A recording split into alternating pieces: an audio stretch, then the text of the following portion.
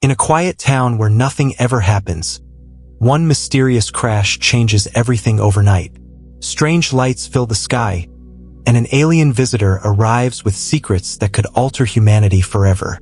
As the world wakes up to a new reality, questions swirl. Are they here to threaten us or to forge a new alliance? And what happens when worlds collide in a battle of trust, courage, and the unknown? Prepare to uncover the truth behind the stars, because what you're about to witness might just be the beginning of something beyond your wildest dreams. Stay tuned, because this story is about to take you on a journey you'll never forget. Please wait. Before we start, tap that iCard button in the top right corner and smash that subscribe button. Right now, hit the notification bell so you're first in line when new stories land. Alright, let's dive into the story. Dawn broke cold and clear over the vast Montana highlands. The sky was painted in streaks of amber and gold that spilt across the rolling pastures like liquid fire. The air was crisp, carrying a hint of dew, and the silence was only broken by the distant lowing of cattle and the soft rustle of grass in the breeze.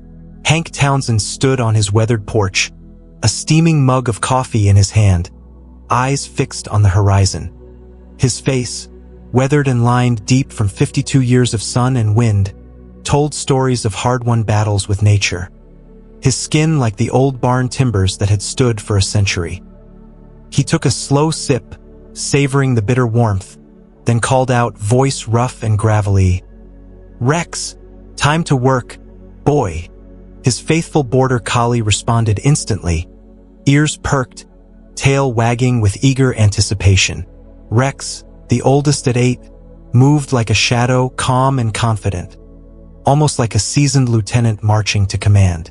Behind him, the other dogs, Bandit, Suddy, and the young scout, fanned out eagerly, tails high, ready to follow their master's lead. Hank set his mug down on the porch railing, his gaze drifting toward the distant herd. His mind was already racing through the day's chores, but a shadow of worry flickered behind his eyes. He reached for his battered Scion rifle, leaning on the porch rail as he looked down at the letter lying on the kitchen table. Urgent, glaring in red, a final warning. 60 days to clear the overdue payments or face foreclosure. The thought tightened his jaw. For generations of his family had worked this land, and sweat and tears poured into every inch. And now it was teetering on the edge of losing everything. He sighed, his voice dropping into a low grumble. "Let's go, boys," he said, voice firm but tinged with frustration. He didn't bother to mention Sadie's gender. She was just as capable as any of the boys. The dogs responded with eager yips, their tails wagging fiercely as they bounded through the grass, noses to the ground. Hank watched them with quiet pride. Rex especially seemed to anticipate his every command, cutting off stray cattle with the precision of a chess master. "Good boy," Hank murmured, scratching Rex behind the ears. "You're the best at this." The morning routine went on smoothly, herding cattle, checking fences, and responding to Hank's whistles and hand signals. The dogs moved through the pasture like a well-oiled machine, each knowing its role. But then Rex's ears pricked up suddenly, and a soft growl rumbled from deep in his throat. He froze, gaze fixed on the ridge beyond the pasture. Hank's eyes followed his dog's stare, scanning the distant trees. "What is it, boy?" Hank asked softly, already reaching for his rifle. Rex's focus was unshakable now. Hank squinted, trying to see what had caught his dog's attention. That's when it happened. A flash of bright light, too intense and unnatural to be a star, streaking across the sky and exploding into a trail of smoke and fire. Hank's stomach clenched. Something had fallen from the sky, something strange. He gripped his rifle tightly, his heart pounding. "Come on, Rex," he said hurriedly, kicking his ATV into gear. "Let's check it out." His voice was steady, but beneath it, a ripple of curiosity mixed with caution. He knew better than to ignore something like this on his land, especially after a year of drought, mountain lion attacks, and rising worries about the land's future. The sky was vast, and whatever had crashed was close enough now that he could see a faint glow from the forest's edge. They reached the site in a clearing, where steam billowed up from the scorched earth, curling into the morning air. Hank slowed his ATV, eyes wide as he surveyed the scene. No meteorite, no natural rock, this was something far more manufactured. Smooth, metallic, with no seams or rivets, like a strange egg resting half-buried in the dirt. It radiated an eerie silence, a sense of wrongness hanging in the air. Hank stepped cautiously forward, rifle at the ready, heart pounding. "What the hell?" he muttered. His boots crunched on the dirt as he moved closer. The metal was cold and shiny, reflecting the early sunlight in strange patterns.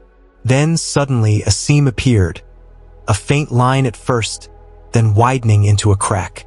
Hank froze. His finger tightened on the trigger, eyes darting between the opening and the silence behind him. From the jagged tear, a figure emerged, tall, impossibly thin, and strikingly strange. It was almost human, but not quite. Its skin was a pale blue, like a robin's egg, and its large eyes shimmered in the morning light. The creature staggered, clutching at its side, dark fluid staining the sleek, suit-like clothing it wore. The sight sent a shiver down Hank's spine. "Goddamn," he whispered, lowering his rifle just a little. "What in the hell is that?" Hank crept closer cautiously, rifle still aimed at the strange figure that had just emerged from the metallic egg. The creature's skin shimmered faintly in the morning light, and its large, luminous eyes darted around nervously, as if overwhelmed by the strange new world it found itself in. The air was thick with an uneasy silence, broken only by the faint crackle of dirt and the distant calls of birds. Hank's mind raced. He'd seen a lot in his years: droughts, storms, mountain lions, but this was something entirely different. The alien, nearly 7 feet tall and impossibly thin, looked at him with wide, frightened eyes. Its tiny mouth opened, but no words came out. Only a series of clicks and whistles that sounded like a foreign language. Hank's grip on his rifle tightened. "Whoa there, friend," he said softly, trying to keep his voice steady. "I don't mean you no harm. Just what the hell are you?" The alien's large eyes blinked slowly. Then, it made a strange, flat sound that Hank guessed was some form of communication. Suddenly, a mechanical, oddly calm voice emerged from the creature, startling Hank even more. Assistance required. Structural integrity was compromised during the landing. Requesting medical aid if available, it said, its voice smooth but unmistakably synthetic. Hank's eyebrows shot up. "Well, I'll be damned," he muttered under his breath. "You talk? You speak English?" His voice carried a mixture of awe and suspicion. "You're hurt, ain't you?" He lowered his rifle slightly, eyeing the wound on the alien's side. Dark blood soaked through the fabric of its suit. "You look like you've had a rough landing." The creature nodded weakly, its large eyes flickering with what Hank could only interpret as fear. "Yes," it rasped in the same mechanical tone. "Internal damage suspected. Need medical aid." Hank hesitated, then shifted his stance. "Name's Hank. I'm just a rancher. Montana, born and bred. You're a long way from home, buddy." He took a cautious step closer, keeping his rifle pointed but lowering it enough to show he meant no immediate harm. "What's your name?" The alien paused, then made a series of clicks and whistles which Hank guessed was some form of response. "Gorgon," it finally said, voice trembling slightly. "Diplomatic envoy of the Three Chords Alliance." Hank blinked, stunned. "Gorgon? That's a hell of a name." "Well, Gorgon, you're lucky I came along. Looks like you're in a pretty bad way." He looked around, scanning the wreckage of the metallic capsule. "You crash-landed, didn't you? Had to be something big to make you end up out here, of all places." Gorgon's large eyes flickered with a flicker of relief, but it also looked exhausted. "Yes, the landing was unstable. I was thrown from the craft during descent." It paused, then added, "Thank you for not shooting. I am grateful. Hank scratched the back of his neck, still wary but curious. You're a real alien, huh? Never thought I'd see one in my lifetime. And I sure as hell didn't expect one asking for help on my land. He chuckled softly, a rough, gravelly sound. You're lucky I know a little first aid. I've stitched up more than a few ranch injuries. Cattle mostly, but I can handle a cut or two. Gorgon's eyes studied Hank carefully. Your animals are remarkable. They display intelligence and loyalty, similar to my species' companions. I observe that quadruped of yours, named Rex, I believe. Hank nodded, a proud smile breaking through his cautious demeanor. That's Rex, the best damn dog I ever had. He's more than just a pet, he's family. And these other dogs, Bandit, Suddy, Scout, they're the same. We work together. It's a bond you don't understand until you see it firsthand. Animals like Rex, they're not just tools, they're partners. Gorgon's gaze softened, almost as if he was processing something profound. Remarkable. Such loyalty and cooperation are rare among my kind's observations of Earth's creatures. Your animals are truly extraordinary. Hank looked at the alien's wounded side, then back at Rex, who had come closer, ears perked. Well, Gorgon, I reckon we better get you patched up before something else shows up. You're lucky I came by when I did. His voice was firm but friendly now. Let's see what we can do. Hank carefully guided Gorgon into his old barn, which smelled of hay and years of hard work. The alien's legs wobbled as he tried to stay upright, his large, luminous eyes flickering with fatigue and something akin to curiosity. Hank kept a cautious distance, but he couldn't help feeling a strange sense of responsibility. Hold on, partner, Hank said softly, grabbing his toolbox and some clean rags. We're gonna get you patched up, and then you can tell me what the hell you're doing crashing in my pasture. Gorgon's voice, now a little steadier, whispered through the mechanical translator. Your kindness is unexpected, human. I am grateful. My ship was damaged during the descent. We do not usually encounter hostility on our missions. Hank chuckled, a rough, gravelly sound that echoed through the barn. Well, you're lucky you landed here then. Montana's not exactly a friendly place for strangers, especially strange ones like you. But I ain't gonna turn you away now. His hands worked quickly, cleaning the wound with antiseptic he'd kept in his kit for years of ranch work. You know, I've seen a lot of strange things in my time, droughts, wildfires, mountain lions, you name it, but I never thought I'd be stitching up an alien. Gorgon winced slightly as Hank jabbed the needle through the alien's shimmering skin. Your skill is impressive, Gorgon said softly, voice tinged with something like admiration. You are a resourceful species. Hank paused, looking at the alien with a mixture of curiosity and cautious respect. Resourceful is one way to put it. We've had to be. Life out here doesn't give you many second chances. He finished stitching the wound carefully, then stepped back, inspecting his work. That should hold. Now, tell me, what's your name? And where are you from? Gorgon's large eyes flickered as if pondering the question. My designation is Gorgon. I come from the Three Chords Alliance, a coalition of planets dedicated to peace and exploration. We are explorers, not conquerors, yet our craft was attacked, and I was forced to make an emergency landing here. Hank nodded slowly, absorbing the information.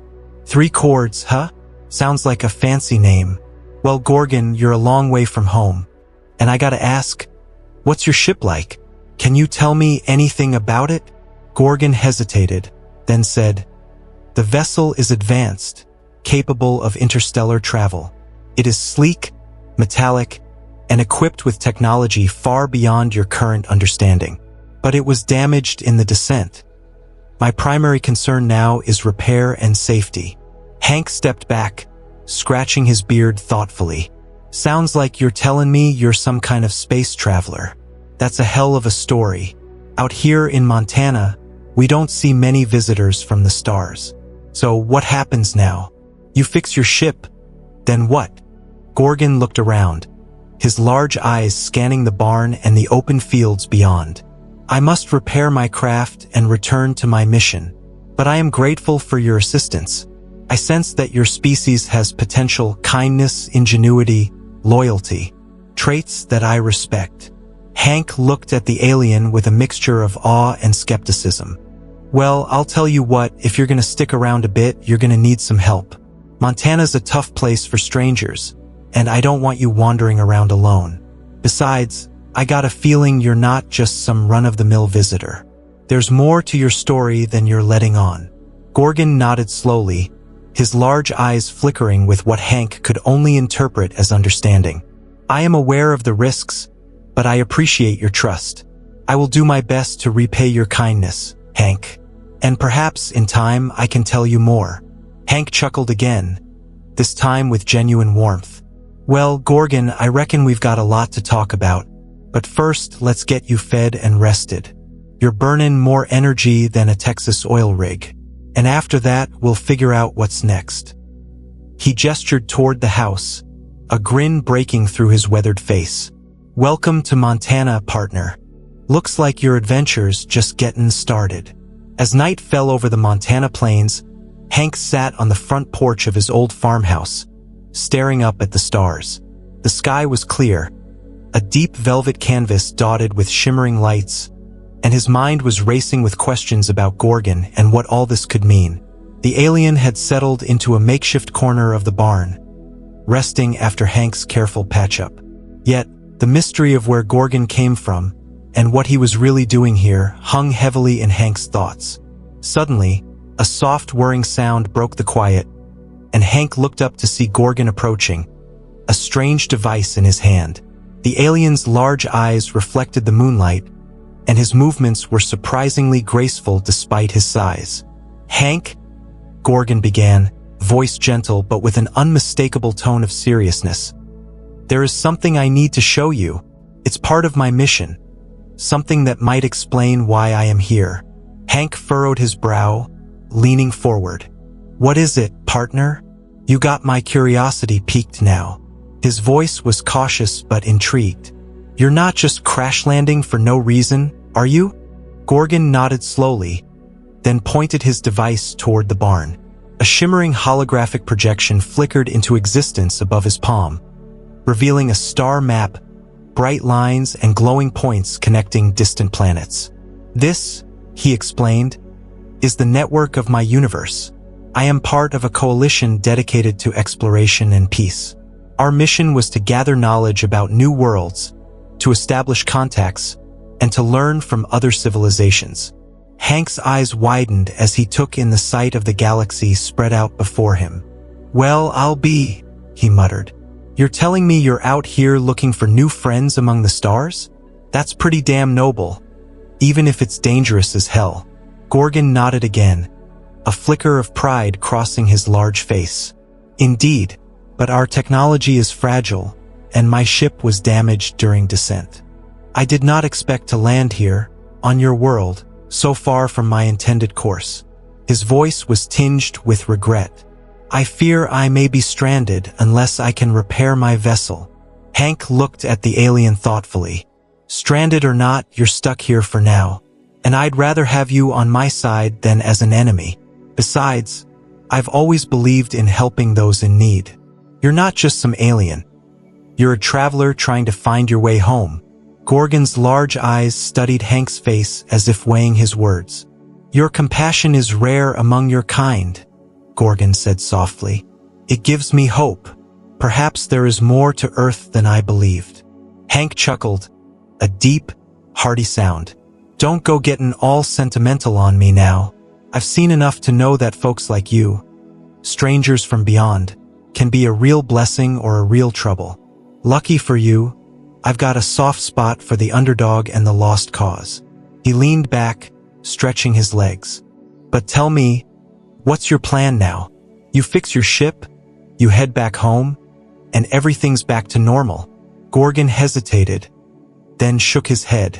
"Not yet. First, I must repair my vessel if I can. But I also sense that I have much to learn about this world, and about you, Hank." Perhaps there is value in understanding your people, your ways. Hank nodded, feeling a strange kinship forming at that moment. Well, I'll tell you what. You're going to need supplies, and more than that, you'll need a place to stay while you're fixing your ship. Montana's a tough place, but it's also a place where folks look out for each other. And I don't plan on turning my back on someone who's just looking for a little help. Gorgon's eyes flickered with gratitude. Your kindness is humbling. I will remember this day, for it may be the beginning of a new understanding between our worlds. Hank clapped the alien gently on the shoulder, a crooked smile on his face. That's the spirit. We'll get you fixed up, and then we'll see what the future holds. Who knows? Maybe your visit will turn out to be a blessing. Not just for you, but for us all. He looked up at the stars again, a sense of hope stirring within him as he silently wondered what other surprises lay ahead in this strange, new chapter of their lives.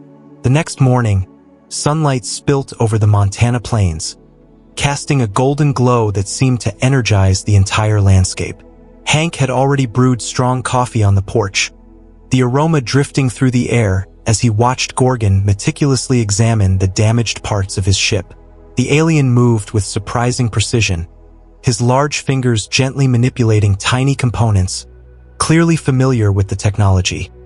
Though Hank couldn't pretend he understood it all. You really know your stuff, Hank said, leaning on the porch railing with a mug in hand. For a space traveler, you sure got a knack for fixin' things the old-fashioned way. Gorgon looked up, a faint flicker of a smile crossing his shimmering face. My species values ingenuity. We often repair our crafts ourselves, for we believe in self-reliance. Your methods are different but effective. He paused, then added softly, I appreciate your help, Hank. Without your assistance, I might have been stranded forever. Hank chuckled, taking a sip of his coffee. Well, I reckon we make a pretty good team. You fix your ship, and I get to hear about the stars and planets I'll never see firsthand. It's not every day you get to be part of an interstellar adventure. I'll tell you that. Gorgon's large eyes flickered with curiosity. Tell me, Hank, what is life like on Earth?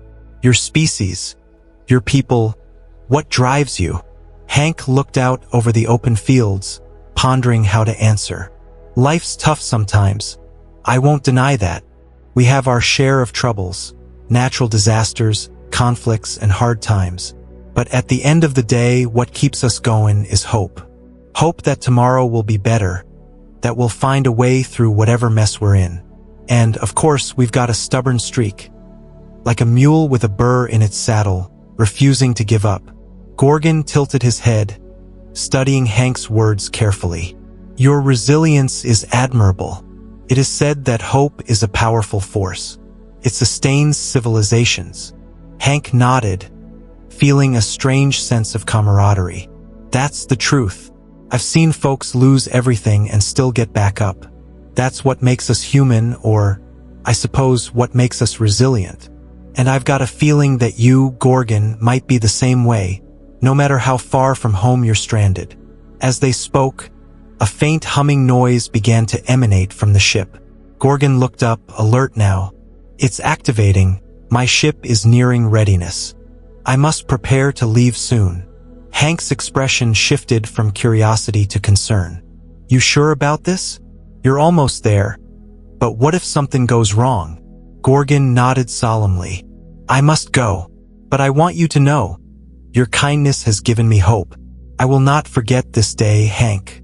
It's a reminder that even in the vast emptiness of space, compassion can still exist. Hank clapped him on the shoulder. That's right, partner. You get that ship fixed and you come back if you ever need a hand. And who knows, maybe one day you'll be the one to teach us a thing or two about the stars. Gorgon's large eyes seemed to soften. Perhaps, but for now I must depart. Thank you, Hank. And be careful. This world is full of surprises. With that, the alien turned toward his ship, the device in his hand glowing softly as he prepared for takeoff. Hank watched him go, feeling a strange mix of pride and sadness. As the ship's engines hummed to life, he couldn't shake the feeling that their encounter was only the beginning of a much larger story. One that would stretch across galaxies and test the limits of friendship and understanding. The dawn continued to break over Montana, but in Hank's heart, the night of the extraordinary adventure was just beginning to fade into memory. That evening, as the sun dipped behind the distant mountains, Hank found himself sitting at his kitchen table, staring at the radio. It was an old, battered device, but he kept it tuned to the local news station, hoping for any updates about strange sightings or unusual activity. Anything that might hint at what Gorgon's arrival had triggered. A crackling voice broke the silence, faint but clear enough to catch his attention. Attention all residents of Montana. The announcer's voice echoed through the static. We're receiving reports of strange lights and unusual phenomena across the northern plains. Authorities are investigating, but at this point, we advise everyone to stay vigilant and report anything out of the ordinary. Hank's brow furrowed. Well, would you look at that, he muttered. Guess I wasn't the only one noticing strange stuff. Just then, there was a soft knock at the door. Hank got up, wiping his hands on his jeans, and opened it to find Gorgon standing there, his large eyes serious. Hank, the alien said quietly, there are more ships in the sky tonight. I can sense their energy. Something is happening. I fear that my departure may have triggered a response from my kind or others like them. Hank stepped aside, gesturing for Gorgon to come in. You've got a good nose for trouble, partner. Looks like your visit's stirring up quite a mess out here. He paused, then added with a grin. Or maybe it's just the universe saying hello in its weird way. Gorgon looked at Hank with a mix of concern and curiosity. What do you think it means?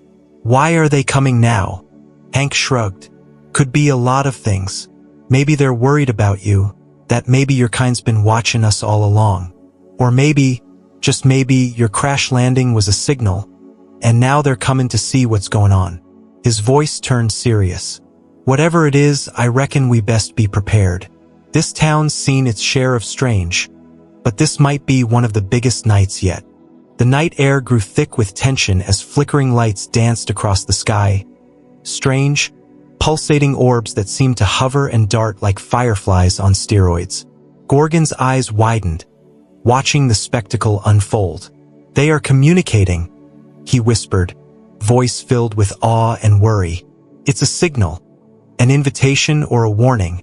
I cannot tell which. Hank looked at the swirling lights, his mind racing. Well, I'll tell ya, I've seen a lot of strange things in my time, but this different. Whatever's coming, it's big. And I got a feeling that whatever decision you make, whether to stay or go, it'll change everything for good or bad. Gorgon took a deep breath, then nodded resolutely. I must leave soon, but I want you to know, your kindness has touched me more than I can say. I will carry your words back to my people, and perhaps, someday, they will understand that Earth is not just a place of chaos but also of hope and compassion. Hank clapped him on the shoulder. That's the spirit. And you're more than just a visitor now, you're part of this story. Whatever comes next, we face it together. And I've got a feeling that your story isn't finished yet. That maybe, just maybe, this is the beginning of something much bigger than either of us can imagine. As the night deepened, the sky erupted with a kaleidoscope of lights, a cosmic dance that seemed to pulse with energy, anticipation, and mystery. Hank stared at the heavens, feeling a strange sense of purpose. Whatever was coming, he knew one thing for sure. This was no ordinary night in Montana. This was the night that might change everything forever, binding their fates in a web of destiny that stretched across stars and worlds. And deep inside, Hank felt a quiet hope that, no matter what happened, they'd face it together. Morning broke over Montana with a strange, almost electric feel in the air. The sky was still streaked with remnants of last night's surreal light show, but this morning brought a quiet tension that everyone could sense. Hank stood outside, staring at the horizon, arms crossed, as if trying to will away the sense of impending change. The town seemed unusually silent, everyone aware that something extraordinary was about to happen, though no one knew exactly what. Suddenly, a hum vibrated through the ground, growing louder by the second. Hank's eyes widened as he looked up to see a fleet of shimmering ships descending from the sky, their sleek bodies cutting through the dawn-like streaks of silver and blue. A collective gasp rose from the townspeople, and even the animals seemed to sense the shift, their quiet chatter turning into nervous whinnies and restless pacing. Gorgon appeared beside him, his large eyes scanning the approaching craft. "They are here," he said softly, voice filled with a mix of awe and apprehension. "The others, my kin, they have come to see if I am safe or perhaps to take me back." His massive fingers clenched into fists, a sign of tension that Hank understood all too well. Hank took a deep breath, trying to steady himself.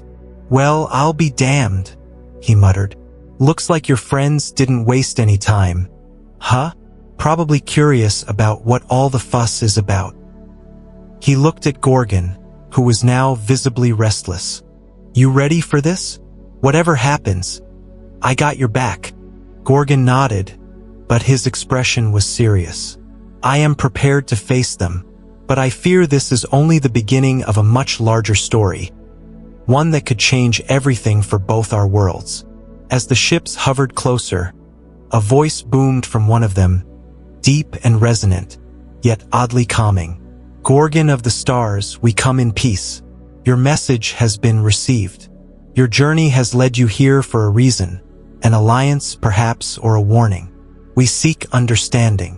The words echoed across the plains like a cosmic lullaby, and Hank couldn't help but feel the weight of it all settle in his chest. The townspeople gathered closer, eyes wide, breaths held. Children clung to their parents, and old-timers looked on with a mixture of skepticism and hope. Hank stepped forward, raising his voice. "Listen, folks. Whatever's happening, it's bigger than all of us. But I reckon if we stay calm and open our hearts, we might just find a way through this without losing our minds." His gaze shifted to Gorgon, who looked back with a faint smile. Gorgon took a step forward, raising a hand in silent greeting. "My people are here to listen, to learn, and to share. We come with no weapons, only questions and hopes for understanding. We can be friends if you're willing." His voice was steady, yet there was a gentle warmth beneath the alien tone that resonated with everyone present. As the ships gently descended, the atmosphere shifted from fear to curiosity. Hank looked at Gorgon and then at the sky, feeling a strange sense of hope. Maybe this was the beginning of something extraordinary, an alliance that could bridge worlds and forge a future where humans and aliens could finally understand each other. The dawn light bathed the scene in a golden glow, sealing the moment in history. No one knew what the future held, but deep down, everyone sensed that this night was the start of a new chapter, one written among stars and stitched with threads of courage, compassion, and hope. And that was the end of the story. Comment below if you want the next chapter, and hit that like button. Please subscribe, turn on the bell, and as always, keep the last light burning.